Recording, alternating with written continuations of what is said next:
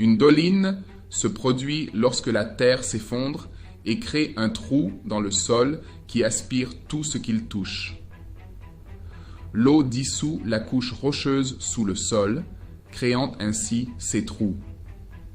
Si vous tombez dans une doline, vous risquez de ne pas pouvoir en ressortir, car le sol à l'intérieur du trou continue de s'enfoncer. Si vous vous tenez debout sur le sol à l'intérieur d'une doline, vous serez attiré par le sol qui se transforme en sable mouvant. La doline est tellement meuble et humide que même si vous parveniez à atteindre les côtés, vous ne pourriez pas remonter parce qu'il n'y aurait rien à quoi vous accrocher. En Russie, les bâtiments commerciaux et résidentiels sont alimentés en eau chaude pendant les hivers rigoureux. Le 19 novembre 2019, dans la ville russe de Penza, située à 340 km au sud de Moscou, une importante canalisation d'eau chaude s'est rompue sous un parking. Des personnes ont dit avoir vu de la vapeur sortir du sol près du parking, mais elles n'ont rien pensé.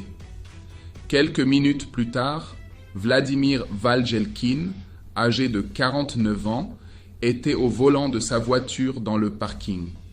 Il était accompagné de son collègue Igor Chikassau, 53 ans. Ils étaient employés par un magasin de meubles. Alors qu'ils quittaient ce parking, une autre voiture a roulé sur la chaussée chaude devant eux. Il ne s'est rien passé. Ensuite, Vladimir et Igor ont roulé sur le trottoir et le sol s'est effondré sous eux. Le tuyau qui s'est rompu a laissé passer beaucoup d'eau dans le sol sous la chaussée, ce qui a provoqué un gouffre dans le sol. Cependant, il ne s'agissait pas d'une doline classique, mais d'une doline qui a été progressivement engloutie par de l'eau bouillante. Lorsque le véhicule d'Igor a été submergé par le sol, il a basculé vers l'avant et a atterri à l'envers au fond d'un gouffre de 10 mètres de profondeur. La voiture a atterri à l'endroit précis où les portes ne pouvaient pas s'ouvrir. Les parois du gouffre recouvraient tout l'environnement de la voiture, ce qui les empêchait de baisser les vitres et de sortir en rampant.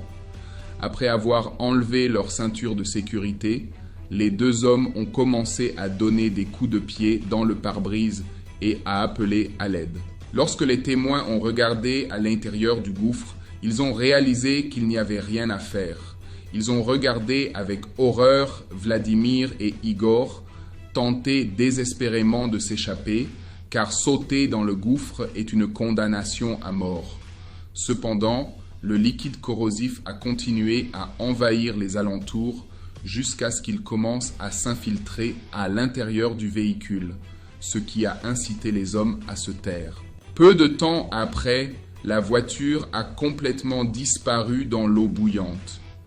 Bien qu'elle n'ait pas été tenue pénalement responsable, la compagnie des eaux propriétaires de la canalisation qui a éclaté a proposé d'indemniser les deux familles et de couvrir tous les frais d'obsèques,